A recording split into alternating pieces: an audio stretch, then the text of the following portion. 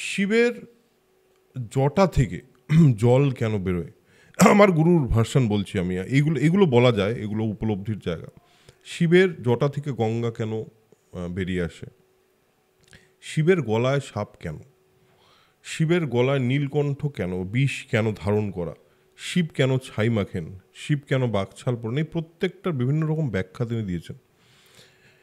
যেমন উনি বলতেন আমাকে যে শিব, আমরা পৌরাণিক যে আইডিয়াটা সেটা যদি বাদ দিয়ে আমরা যদি একটা খুব নর্মালি ভাবার চেষ্টা করি, ফিলোসফিক্যালি যদি একটা আইডিয়া বোঝার চেষ্টা করি, মানুষের কথায় এরকম পৃথিবীতে প্রচুর আছে, কথা শুনে মানে কথাটা বলে দিয়েছে মানে শেষ, তার সম্পর্ক শেষ হয়ে গেছে। একটা কথা বলে দেওয়া মানে বিরাট ব্যাপার হয়ে যাওয়া, এটা তো সবাই জানে, শব্দই ব্রহ্ম, এটা আমরা শুনেছি। উনি বলতেন যে শিবের যে ওই নীলকণ্ঠ, তার মানে ওই নীলকণ্ঠে তিনি বিষ ধারণ করে রেখেছেন, কিন্তু সেটা তিনি বের করছেন না। সেটা তিনি কোথা, ওই বিষটা গলায় বা ওই তোমার মনের মধ্যে কিছু কিছু জিনিস আছে যে জিনিসগুলো বিষ তৈরি করতে পারে তোমার কাছে এসে, বাট ওইটা যাতে গলা দিয়ে কখনোই বেরিয়ে না আসে তোমার মুখ দিয়ে, গলায় ওটা ধারণ করে রাখো। ফিলোসফিক্যালি তিনি এইটা আমাকে ব্যাখ্যা করেছিলেন যে শব্দ একবার বেরিয়ে গেলে তার কি প্রভাব হতে পারে একটা মানুষের উপর, সেটা বিষের চেয়ে অনেক বেশি হতে পারে। রিসেন্ট টাইমে দেখলাম আমরা সত্যি তো, একটা শব্দ বেরিয়ে আসা মানে সেটা তার জীবন শেষ করে দিতে পারে। একটা মানুষ সেই বিষ, মানে এটাকে উনি বলতেন যেটা বিষ, মানে কিছু শব্দ হয় বিষের মতো, যে সেটা বেরিয়ে আসলে একটা মানুষের জীবন শেষ হয়ে যেতে পারে। একটা মানুষের একটা কথা শুনে এত খারাপ লাগতে পারে যে সে সুইসাইড অবধি করতে পারে, এটাও আমরা দেখেছি।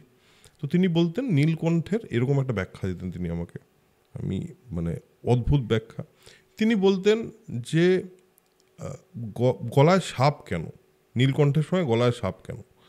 তার কারণ সাপ হলো শীতলতম প্রাণী, এবং এই গলার কাছে যেই ঠান্ডা বিষয়টা রাখা আসলে তার শব্দকে কন্ট্রোল করতে সাহায্য করত। এবং তিনি আরেকটা জিনিস বলতেন, শিব কখনো কাউকে বাজে কথা বলার যে জায়গাটা, সেইটার চেয়ে উনি অনেক বেশি প্রেফার করতেন রাগ হয়ে তাণ্ডব করতে। তার একটা অন্য চ্যানেলাইজ করার ওয়ে ছিল, যিনি যেখানে নৃত্যের মাধ্যমে সেটাকে চ্যানেলাইজ করতেন। সেটা খুব ডেঞ্জারাস, সেটা পৃথিবী ধ্বংসের মতো অবস্থায় চলে আসেন। বাট শিবকে সবসময় দেখা যায় তিনি অর্ধ নির্মিলিত চক্ষে শান্ত হয়ে বসে আছেন। ওনার বক্তব্য ছিল তিনি শব্দের উপর, বা এই যে নীলকণ্ঠ শব্দের উপর তার এতটা কন্ট্রোল ছিল বলেই তিনি অত শান্ত হয়ে বসে থাকতেন। এই ধরনের বিভিন্ন आइडिया, विभिन्न फिलोसफी बोले जो जैसे सोचेगा वैसे तू देखेगा, जितना सोचेगा उतना पाएगा। তো এই বিভিন্ন ধরনের জিনিস শিখেছি এরকম, যে জীবনের উপলব্ধির জিনিস। আরেকটা খুব বড় জিনিস বলেছিলেন আমার গুরু, আমাকে বলেছিলেন যে এই পৃথিবীতে আমরা জন্মেছি হলো মানুষ হিসাবে, এবং আমরা আস্তে আস্তে আস্তে আস্তে সমাজে বেড়ে উঠি, সমাজ, প্রকৃতি, মানুষ ইত্যাদি ইত্যাদি।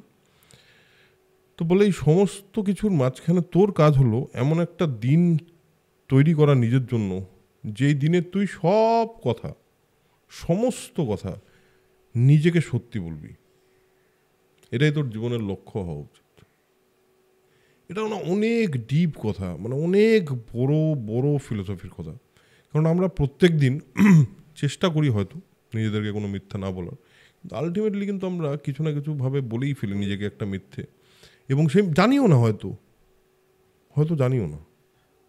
আর অনেক সময় এরকমও হয় যে সেই মিথ্যেটা আমরা নিজেদেরকে বলছি আর নিজেদেরকে বোঝানোর চেষ্টা করছি যে এটাই সত্যি। একদমই তাই। এবং একটা পয়েন্টে মিথ্যে বলতে বলতে আমি এরকম বেশ কিছু মানুষকে দেখেছি তারা ভেবে নেয় যে সেটাই সত্যি। বেশ কিছু মানুষ আছে যারা দেখবি একটা পার্টিকুলার ধরনের, একটা পার্টিকুলার ওয়েতে কথা বলে, একটা পার্টিকুলার ভাবে কথা বলার চেষ্টা করে, তুই দেখলে বুঝতে পারবি ওটা ফেক করছে, কিন্তু ওর কাছে কিন্তু ওটা সত্যি হয়েছে। ও নিজেই মিথ্যেটা বলতে বলতে নিজের সময় সত্যি হয়ে গেছে। তো আমাকে বলেছিলেন যে এইটাই হলো, আমি এখন অবধি ওই জার্নিটাতেই আছি, যে একটা দিন আসবে যেদিন আমি সমস্ত সত্যি আমার নিজেকে বলবো। এই ধরনের প্রচুর, মানে এইটা নিয়ে শুধু আমার গুরুর থেকে আমি কি পেয়েছি, এটা নিয়ে 3টে পডকাস্ট শুধু এইটা নিয়ে। না সত্যি খুব ভালো লাগছে। আর বিষয়গুলো না অনেকে আছে এই জিনিসগুলো বোঝে না। হ্যাঁ, বলে যে এই কী আছে, ওই কী আছে।